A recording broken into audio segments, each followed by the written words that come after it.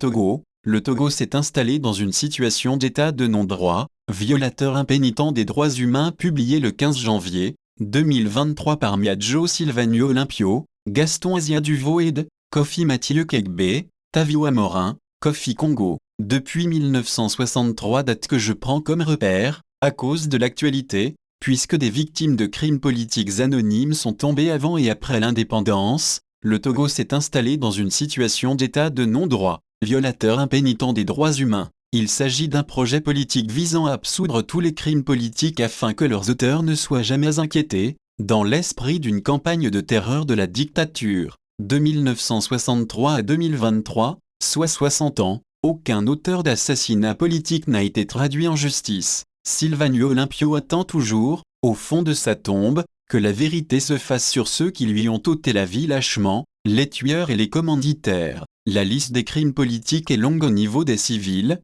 Agbakpem, le député du CAR Gaston Asia-Duvoed, Kofi Mathieu Kegbe, représentant du CAR à Saint-Demé, Tavio Amorin. Au niveau des officiers, la liste est aussi bien fournie, le capitaine Kolan, Kofi Congo, TP, Madjoulba, Ameyi. Le coup d'État de 2005 qui a occasionné, selon la Ligue togolaise des droits de l'homme, environ 1000 morts, n'a fait l'objet d'aucun procès malgré les plaintes déposées en justice par la Ligue, au nom des victimes, contre les assassins et les auteurs de viols et d'exactions diverses depuis 18 ans. Où est la justice dans ce pays, est-on droit de se demander. Au moment où le pays est agressé de l'extérieur par des djihadistes gangsters, la cohésion nationale traîne les pieds parce que le pouvoir est contesté dans son essence, dans sa légitimité, à cause, entre autres, de la culture de l'impunité. Le cynisme qui a poussé les dirigeants illégitimes et leurs complices à servir aux Togolais l'odieuse mascarade de la commission Vérité,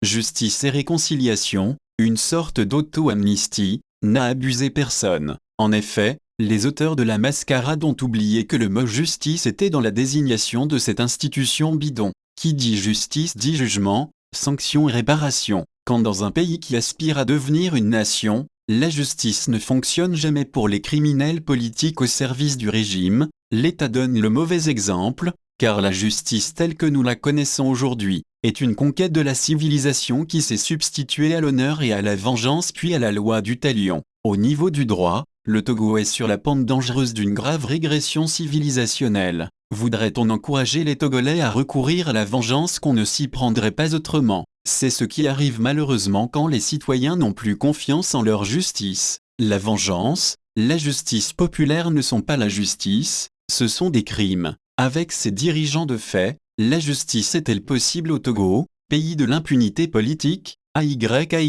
Togo Ata Apedoama.